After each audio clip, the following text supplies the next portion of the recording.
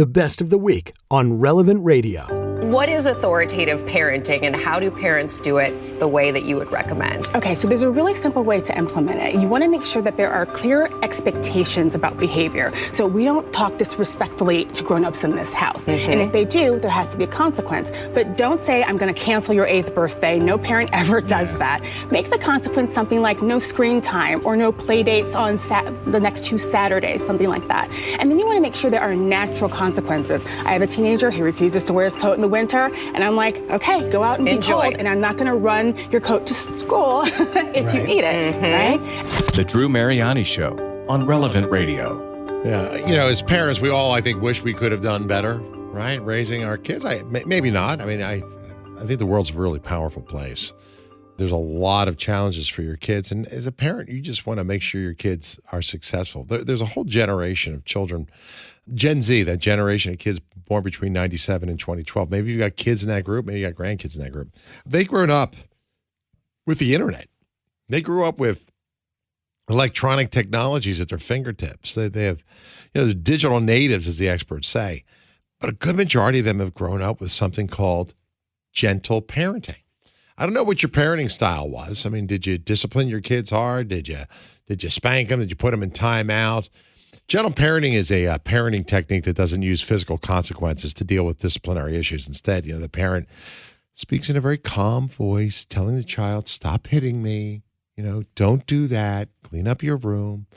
And that's great. But when that child is throwing a temper tantrum in the grocery store, or when that child's about to walk into traffic, or, is on a very dangerous body of water somewhere, about to touch the hot stove, is gentle parenting really the right approach? Does it do a whole lot of good? The Wall Street Journal had a piece. They did the survey, and what they found is that young adults struggling today in the workplace, right, with workplace relationships, suffering from depression. How many people do you know are suffering from depression and anxiety?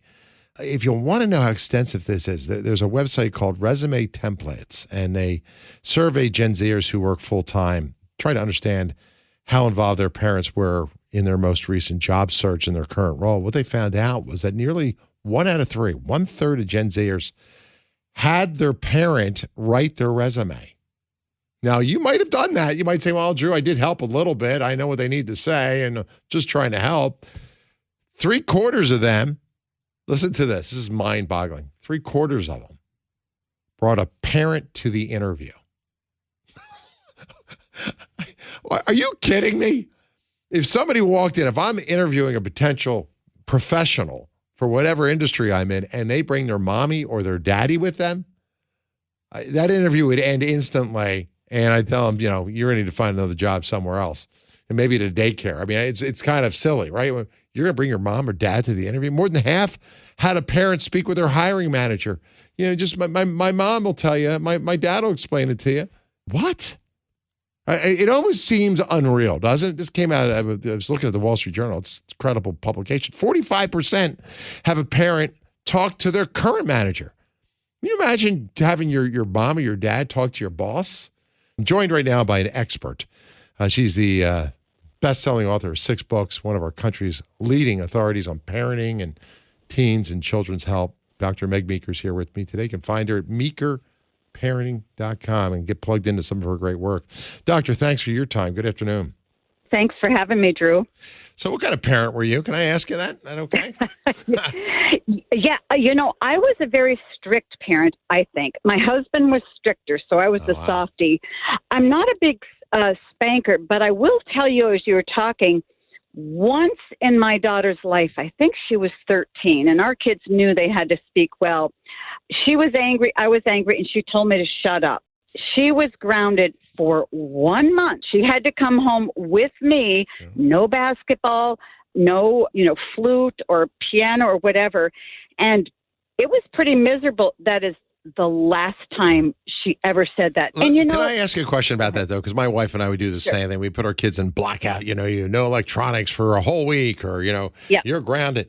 But inevitably, it's the parent that suffers. The kids are driving you crazy, and ultimately you go ahead and you say, okay, after a while, just for your own sanity, you lift it. And that's a mistake. If you say it's going to be a week, it's got to be a week. Did you go the whole month? Yeah.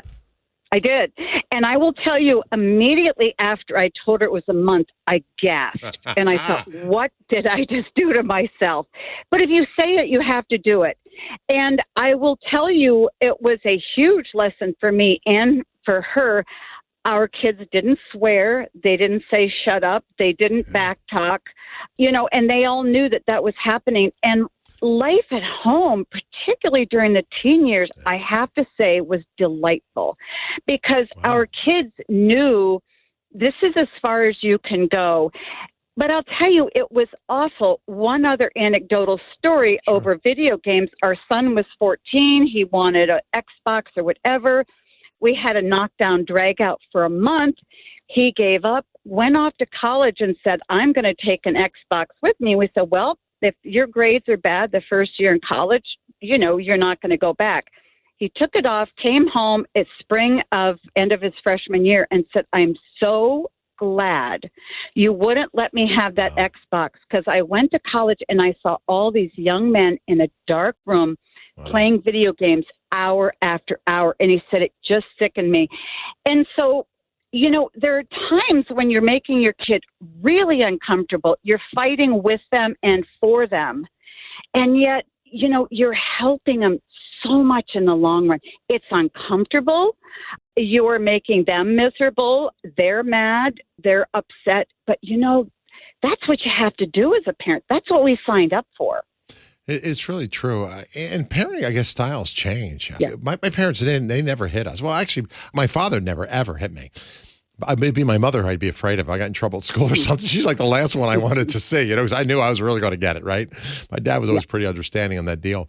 In some parents, it's the role reversal. The father's super harsh. The mom is super, easy and super gentle. I think as a parent, you got to be on the same page when it comes to whatever type of discipline it is. But now you've got these other approaches where you've got this so-called gentle parenting. Does that work? What role, how important is discipline in this? And how do you see gentle parenting? I don't want to throw it under the bus. It might be effective for some. I don't know. No. I think that the idea was good, and that is that we want to teach our kids. We want to talk them through things. Great. You cannot talk a 2-year-old through having a temper tantrum or why the cookie isn't good for them or 5 cookies aren't good. So we want to talk them through things so that they understand and make better choices. The problem is you're dealing with a kid who has a sin nature, who has a tendency to want to do bad things and not listen. But really good discipline is all about teaching kids boundaries. This is as far as you can go, kid. Gentle parenting doesn't want to establish the boundaries. They want to teach the kids to figure them out on their own. Kids don't, and they can't. And what ends up happening is that the kids end up running the parents and ruling the parents. And it's really miserable. And yet the funny thing is, these are the kids whose parents go to college interviews or job interviews, whatever.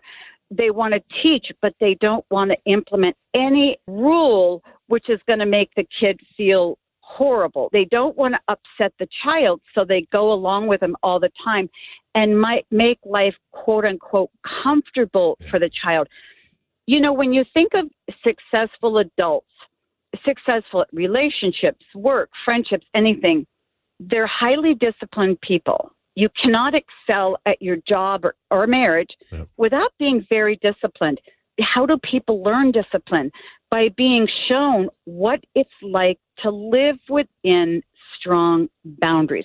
It's a huge disservice to kids to just explain life with them or explain responsibility, but not allow them to have tough consequences. Right. So I think that's the heart of gentle parenting is we want to talk this through. We don't want you to be upset, and we want you to learn to, quote, choose good behaviors. Yep. But it doesn't happen. No. Doctor, I want your take on the role that perhaps this gentle parenting has played, if there's a correlation between parenting styles and mental health struggles that we're seeing today. Oh, absolutely. I think that gentle parenting, I don't want to claim that it's responsible for 95% of anxiety. However, it does feed into anxiety and depression. And here's why. Because when kids aren't shown a straight path forward, they flail. They go, well, what should I do? And nobody's teaching me and nobody's setting boundaries.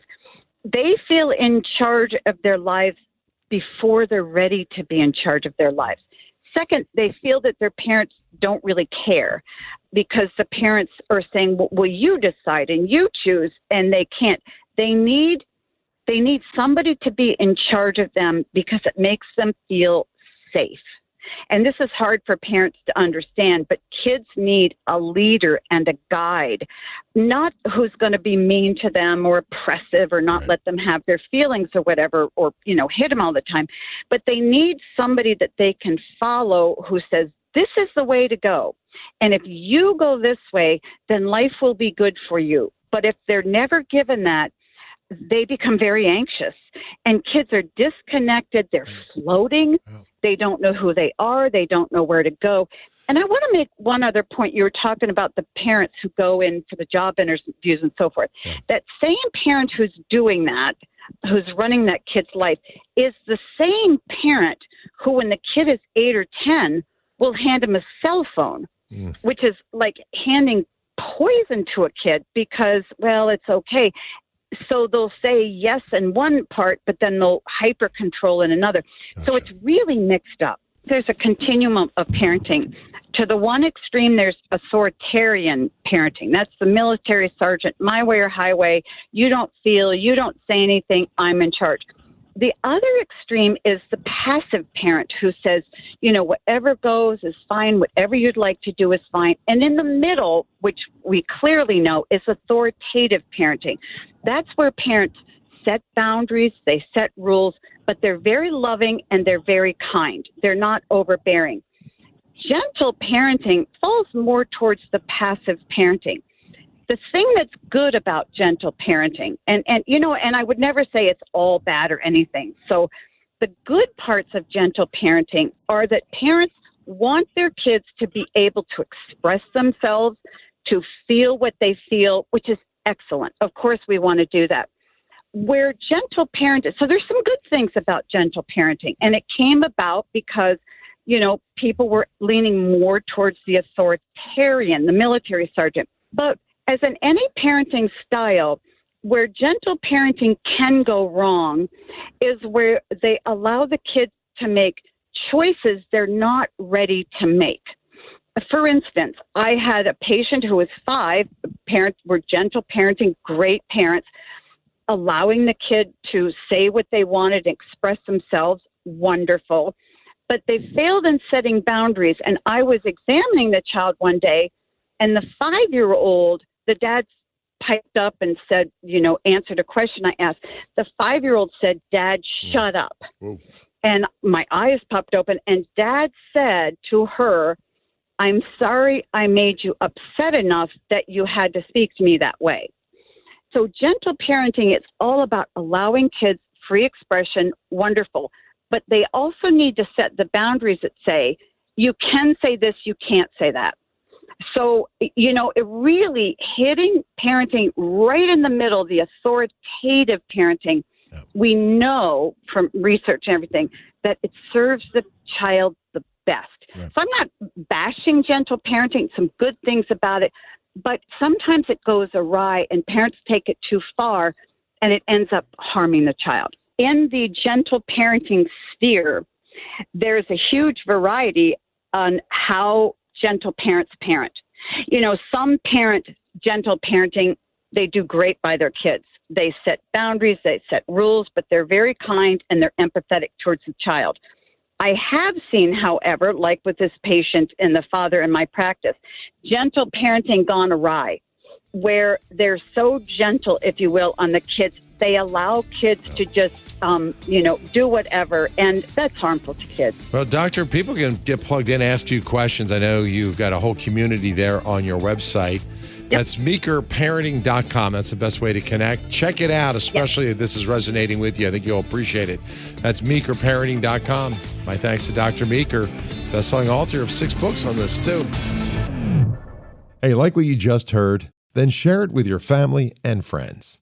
And thanks for listening.